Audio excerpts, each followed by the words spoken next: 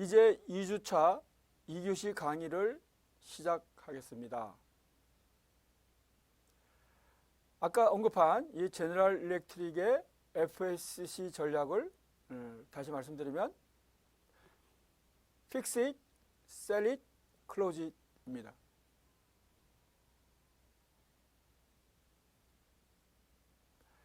그래서 아까도 언급한 대로 지인은 TV 사업도 매각하고 또 호주의 제일 큰 부동산 회사가 브로큰 힐도 매각하고 그래서 수백 개의 사업 부서를 매각한 바 있습니다. 그러나 아무도 매입할 사람이 없는 경우에는 문 닫아버리게 됩니다. 즉 사업을 종료하게 되는 것이죠. 지인은 이러한 신경을 도입함으로써 아까도 언급한 데 1980년대 일본 기업이 전 세계 시장을 휩쓸 때 즉 대부분의 이제 미국 기업들을 경영하기 어려졌지만 그래서 결국 미국의 대부분의 대기업들이 적자를 보고 있을 때 지임하는 흑자 유지 또는 이익 정대를 이룰 수 있었습니다. 이러한 FSC 전략의 결국 시행으로 인해서입니다. 아까도 언급했지만 80년대 일본의 시대가 얼마나 그야말로 미국인들에게 그야말로 영향을 미쳤던지 하버드 대학의 포겔 교수는 저서를 통해서 이 저서의 이름이 Japanese as number one입니다. 즉 일본 기업, 일본 사람이 전 세계에서 넘버 원이다 이거죠. 자, 책 제목이 이러면 여러분들 다 짐작할 수 있겠죠. 물론 여러분들은 그 시대를 경험하지 않았기 때문에 이제 간접적으로 전해드는데 저는 그 시기에 미국에서 공부하면서 또 뭐 전 가족이 다 이제 그야말로 공부를 했기 때문에 집사람도 그렇고요. 애는 어렸지만 이제 가정을 영위하기 위해서는 또 물건을 사야 되지 않겠습니까? 그죠? 저 혼자 있는 게 아니고 뭐 유학 갔으니까 남은 나라에서 가전제품도 사야 되고 침대도 사야 되고 뭐 자동차도 사야 되고 뭐 등등요.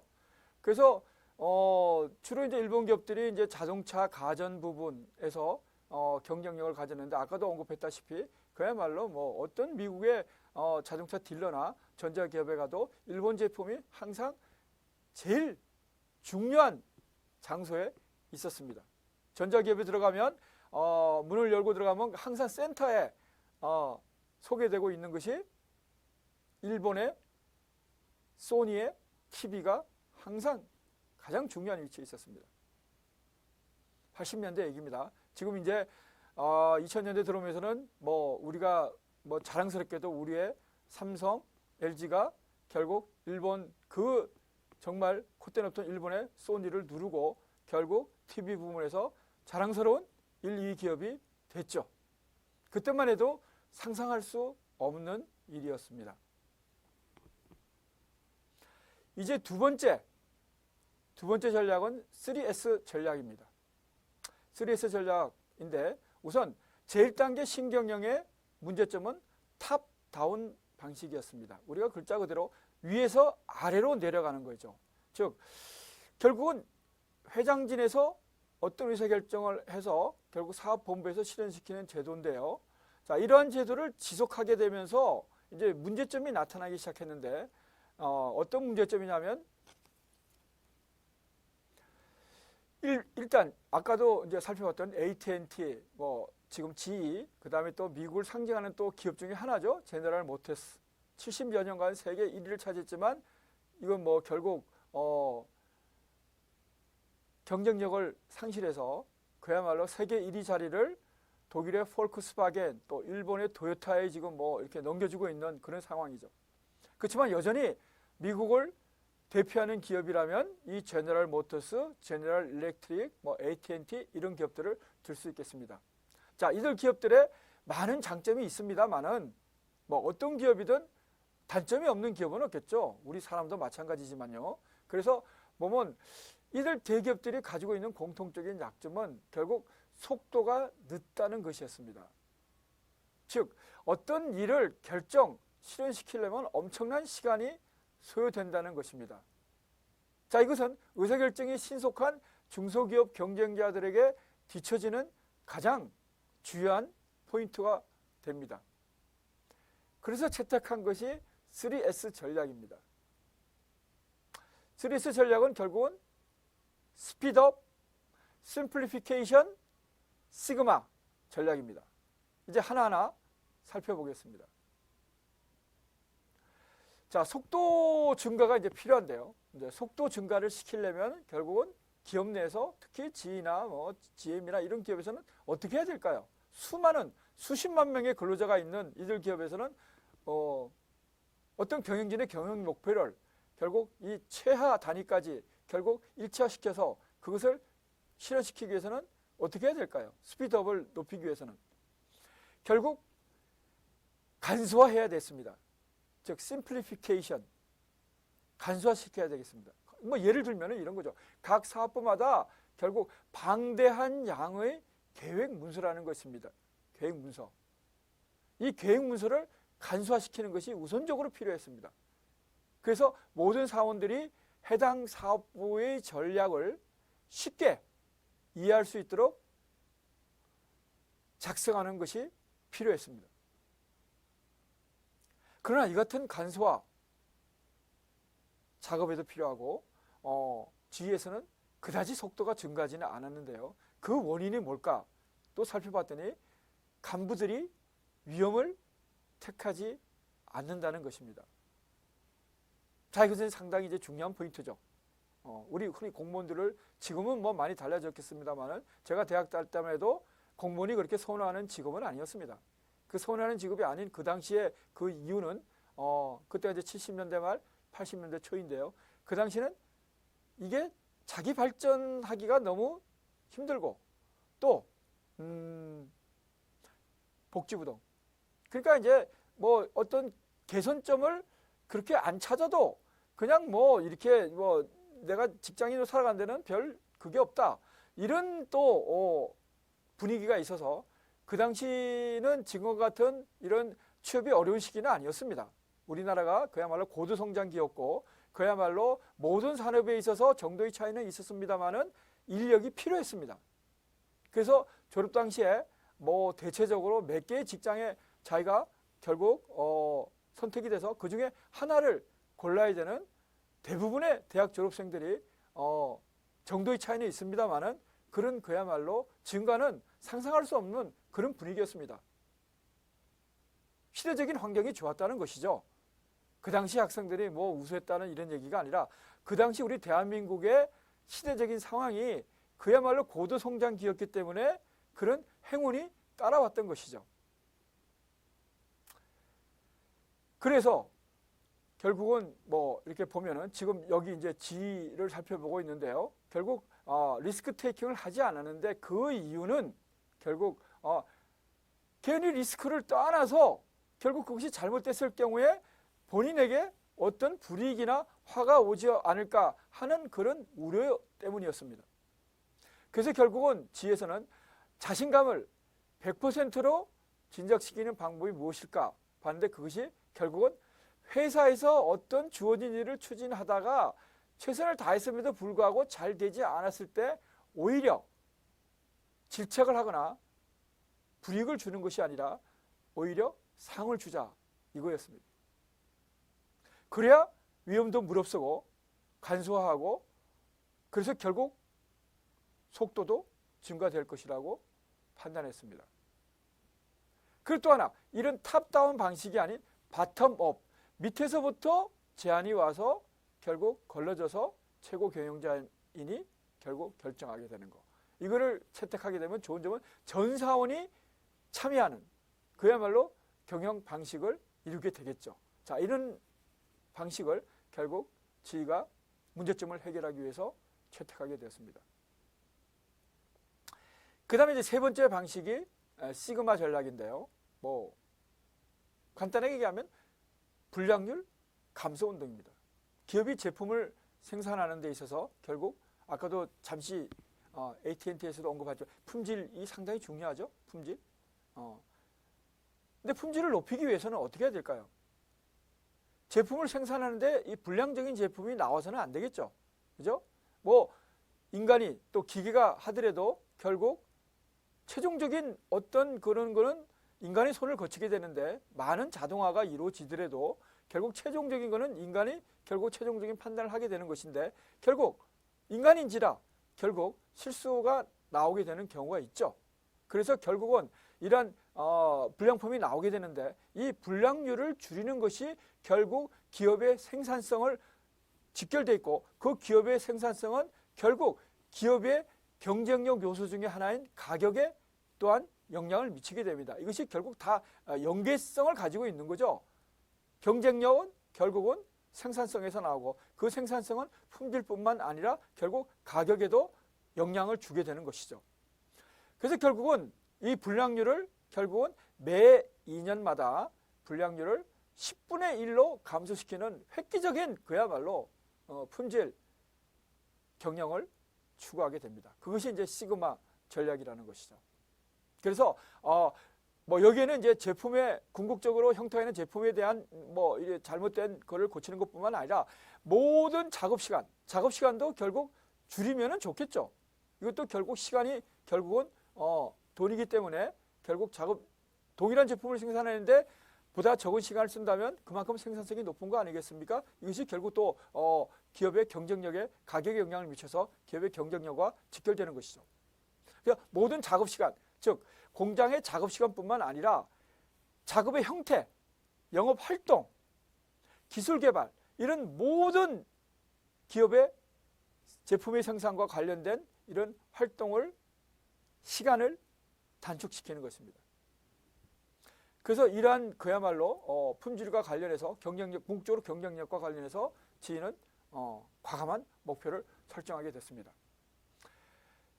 또한 각 사업부서마다 고객 만족 평가 제도를 도입해서 그것을 매년 5%, 10%씩 개선하는 것이 아니고 과감한 목표를 설정해서 고객 만족도를 향상시키자 하는 것입니다. 즉, 또 하나의 미국의 최우량 기업의 모토로라가 있는데요. 이 모토로라가 매년 68% 감소시키는 것에 비해서 지인은 모토로라보다 더 잘하자라는 목표를 내세워서 75% 내지 80%를 감소시키는 이런 방침을 세웠습니다. 그래서 이 방침을 구체적으로 실현하기 위해서 결국 전문가들, 즉 스페셜티, 전문가들을 양성하는 운동을 또한 세웠고 결국 수천 명의 간부들을 연수를 통해서 전문인으로 양성시키겠다는 또 어떤 전략적인 목표를 설정하게 되었습니다. 결국은 이 전문인들을 양성시키는 데 있어서 수억, 수십억 달러가 소요되더라도 결국 지인은 결국 시행하겠다는 것이죠.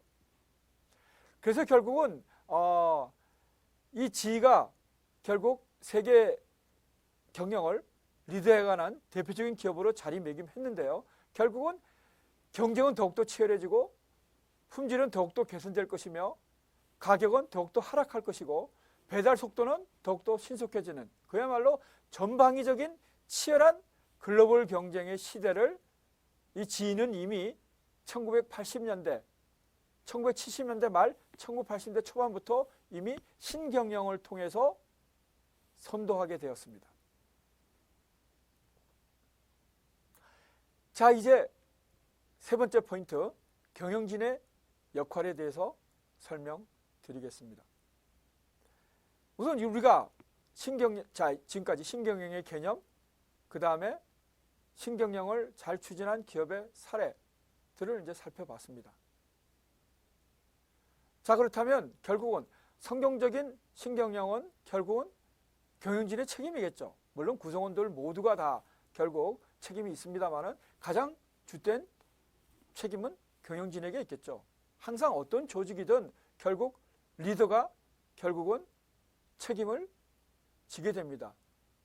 또 리더는 그러한 책임에 걸맞게 많은 권한이 부여되는 것이죠. 많은 권한이 부여되는 것만큼 거기에 따른 책임과 보상이 또한 따라오는 것이죠. 이러한 경영진의 역할을 한 10가지로 정리해 볼 수 있겠습니다. 우선 첫 번째, 전 사원의 95%가 동조하고 또한 감동할 수 있는 회사의 비전이나 장기 목표를 경영진은 수립해야 됩니다. 즉, 회사의 목표는 결국 나의 목표다라는 데까지 이룰 수 있도록 결국 공감대를 경영진이나 구성원들이 같이 공유해야 된다. 즉 쉐어링 해야 된다는 것입니다. 즉 이것을 수립하는 데는 다수의 방법이 존재하지만 핵심적인 두 가지를 소개해드리면 다음과 같습니다. 첫 번째는 계획을 공포하기 전에 가능한 한 최대한의 근로자 참여를 유도해야 됩니다.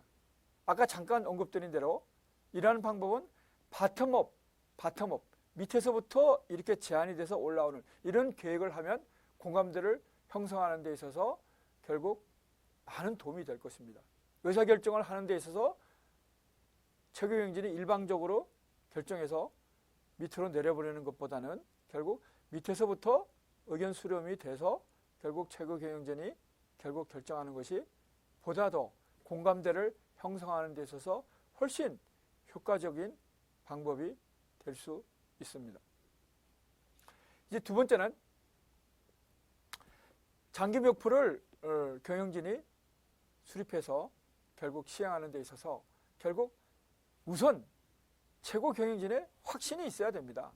결국 본인이 확신을 가지고 있지도 않은 일에 대해서 구성원들에게 격려하고 독려할 수는 없는 것입니다.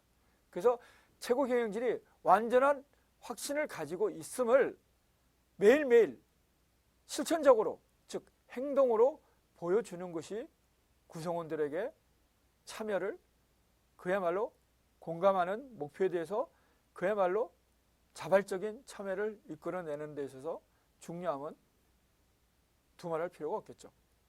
즉 여기서 저희 학교의 모토를 소개해드리면 더 잘 이해될 것 같습니다. 하면 된다, 할 수 있다. 자, 하면 된다, 할 수 있다는 굉장히 좋은 목표죠. 그죠? 사람에게 어마어마한 에너지와 긍정적인 이런 마인드를 형성하게 됩니다. 하면 된다, 할 수 있다. 이런 원대한 목표하에 구체적으로 그럼 우리가 어떤 걸 할 수 있을까라는 또 세부적인 목표가 뒷받침될 때 하면 된다, 할 수 있다. 이 원대한 목표를 또 확신을 가지고,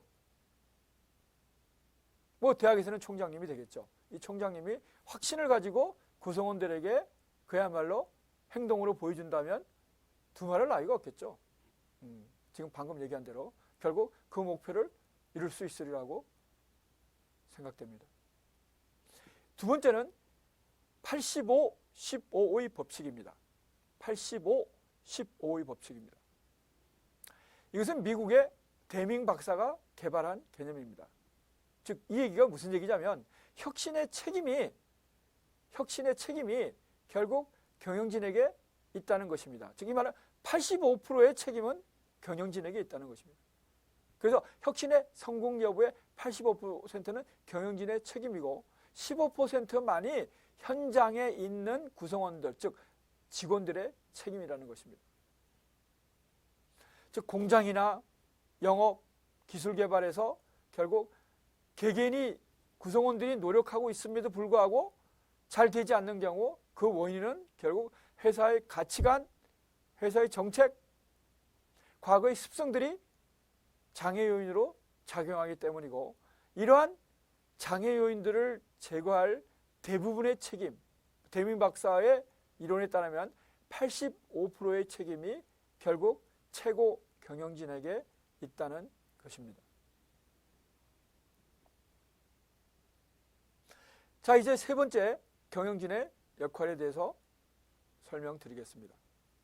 세 번째는 고객 파트너십을 제도화해서 고객들과 기업이 공동의 파트너가 되어야 한다는 것입니다. 즉 경영혁신을 잘하기 위해서는 고객 파트너십을 제도화하는 것이 필요합니다. 예를 들면 고객이 직접 참여해서 같이 토론하고 개선 작업을 수행하게 되면 이러한 제도화에서는 고객과 더 잘 협조할 수 있고 결국 궁극적으로 상생의 파트너십이 형성될 수 있겠습니다. 그래서 최근에 나온 개념이 프로슈머라는 개념입니다. 즉 이게 뭐냐면 프로듀서, 즉 생산자 플러스 컨슈머, 소비자, 프로듀스와 컨슈머가 결국 같이 상생하라는 새로운 개념이죠. 이것이 결국 합쳐져서 나온 합성어입니다. 프로슈머, 프로듀서 플러스 컨슈머. 그래서 프로슈머라는 개념이 나오고 있는 것입니다. 이것이 바로 지금 고객 파트너십, 기업과 고객 파트너십을 설명하는 적절한 용어라고 할 수 있겠습니다. 예를 들면 또 자동차 회사의 경우에는 기술진의 자동차 설계 문제라든가 현장에서 직접 고객이 차를 어떻게 사용하고 있다든가 또 거기서 발생하는 문제점을 인지할 수 있는 제도를 운영할 수가 있겠죠. 고객이 직접 시험 운전을 해보고 어떤 물론 뭐 구성원들도 느낄 수 있겠습니다만은 고객의 입장에서 보는 관점이 또 다를 수 있겠죠. 이런 것들을 잘 활용할 수 있고 그 다음에 또 하나는 뭐 이 건설회사에서 이 아파트를 지을 때 아파트 내부의 설계에 있어서 특히 주부님들이 많이 사용하게 되는 주방, 그 다음에 베란다 부분에 있어서 결국 구조를 주부 사원들 또는 단순 주부님들을 모니터로 채용해서 이들로 하여금 의견을 듣는 것이 매우 긍정적인 결과를 야기시켰음은 우리가 익히 잘 알고 있습니다. 자, 이런 것들이 결국 고객 파트너십이고 최근에는 뭐 SNS를 잘 활용해서 결국 뭐 대부분의 기업들이 잘 활용하고 있습니다. 이러한 것들은 다만 그 수많은 의견, 수많은 정보를 어떻게 잘 분류하고 정리해서 기업에 가장 적합한 유용한 정보로 삼는가 하는 것은 기업의 몫이겠죠. 자, 이제 네 번째 경영진의 역할에 대해서 설명드리겠습니다. 즉 이것은 작업에 대한 프로세스 개념의 인식인데요. 조금 뭐 어려울 수 있겠습니다. 이 말은 쉽게 얘기하면 이런 겁니다. 모든 작업의 흐름이 수직적보다는 수평적으로 되어야 함을 의미한다는 것입니다. 즉 수직적인 흐름을 될 수 있는 대로 줄이라는 것입니다. 뭐 수직성이 전혀 뭐 필요 없다는 얘기는 아니고요. 수직적인 흐름을 될 수 있는 대로 줄여서 작업의 흐름을 뭐 이거는 의사소통에 있어서도 마찬가지인데요. 이 흐름을 될 수 있는 대로 수평적으로 가져가라는 것입니다. 뭐 적절한 비유가 될 수 있지는 모르겠지만 우리가 의사소통을 하는 데 있어서 상하 지위 뭐 이 인간관계를 다 배제될 때 얼마나 건설적인 제안들이 오겠습니까? 우선 뭐 제 예를 들어봐도 자, 가족 구성 중에 부부는 뭐 그야말로 동등한 관계지만 부모와 자식의 관계는 동등한 관계는 아니죠. 더군다나 자식이 어릴 때는 더욱더 그렇죠. 그죠? 성인이 되기 전에는. 자, 그런 경우에도 제 경험적으로 보면 결국 자식과 일방적인 지시가 아닌 자식의 의견을 듣고 일단 잘 들어야 됩니다. 일단 굿 리스너. 굿 리스너. 잘 들어서 그걸 참작해서 내 의견을 얘기할 때가 그 부모 자식의 관계에서도 자식이 훨씬 더 잘 수용하더라는 것입니다. 물론 뭐 모든 부모들이 다 시행착오를 겪겠지만 저도 역시 시행착오를 겪었고 이제 자녀가 성인이 돼서 대학생이 됐을 때 결국 이제 보다 더 성인으로 대접해 주니까 분위기는 좋아질 거 아닙니까? 그래서 그때 이제 일어났던 일들을 얘기해 보면 그렇다. 이런 것을 알 수가 있습니다. 개인적인 경험으로서도요. 여기 회사도 마찬가지라는 겁니다. 학교도 마찬가지고요. 또 교수와 학생 간의 관계도 저는 기본적인 어떤 각자의 역할에 대해서 존중과 이해가 필요하지만 그러나 그것이 전제되는 한은 수평적인 의사소통은 역시 긍정적인 보다 바람직한 결과를 얻는 데 있어서 가장 중요하다고 생각합니다. 물론 이론적으로는 누구나 알 수 있겠지만 이거를 적용시키는 데는 쉽지 않습니다. 그러니까 이거를 일찍 안다면 그 사람은 훌륭한 사회인으로서 또 어떤 위치에 가더라도 그 위치를 잘 할 수 있을 것입니다. 제가 하나 예를 들까요? 지금 독일의 앙겔라 메르켈 총리를 예를 들 수 있겠습니다. 여성의 입장에서 독일이 이제 통독이 됐지 않습니까? 서독과 동독으로 나누어져 있다가 더군다나 메르켈 총리는 동독 출신입니다. 또 여성이에요. 얼마나 불리한 위치겠습니까? 그 불리한 위치에서 결국 총리를 사연임할 때까지는 얼마나 본인이 지도자로서 적합한 인물임을 독일인들에게 각인시켰겠어요. 많은 사람들이, 전문가들이 메르켈 총리의 가장 큰 장점은 굿 리스너다 라고 얘기합니다. 즉 메르켈 총리는 정상 간의 회담에 있어서도 잘 듣습니다. 다른 정상들의 얘기를.